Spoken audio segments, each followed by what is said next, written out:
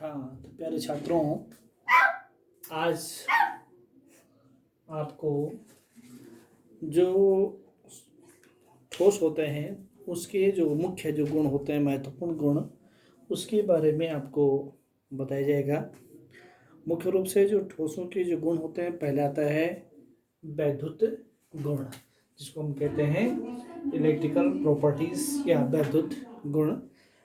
जो जितने भी ठोस होते हैं उनकी जो विद्युत चालकता होती है वो समान नहीं होती है, और विद्युत चालकता के आधार पर ठोसों को हम अलग अलग श्रेणियों में बांटते हैं, अलग अलग श्रेणियों में इनको वर्णन करते हैं इनका। तो पहला आता है जो कि मेटल या धातु।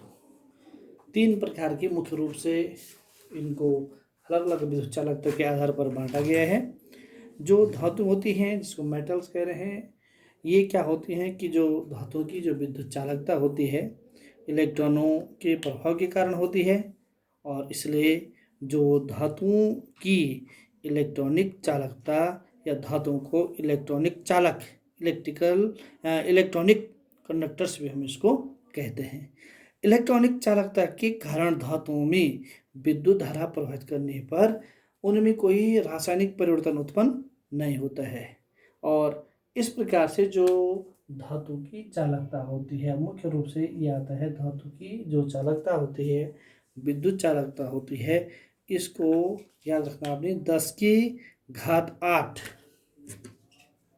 10⁸ ओम -1 सेंटीमीटर -1 होती है। 10⁸ ओम -1 सेंटीमीटर -1 के क्रम की होती है। इसको हम क्या कहते हैं? धातु कहते हैं, जिनकी विद्युत चालकता ये होती है। दूसरा आता है विद्युत रोधी या इंसुलेटर। और इंसुलेटर क्या होते हैं, जिसको हम विद्युत रोधी कहते हैं, उन ठोस पदार्थों को कहते हैं जो प्रायोगिक रूप से विद्युत धारा का प्रवाह नहीं करते या विद्युत धारा जिनमें प्रभावित नहीं होती है, उन सभी ठोसों को हम क्या कहते हैं? इंसुलेटर या विद्युत रोधी कहते हैं।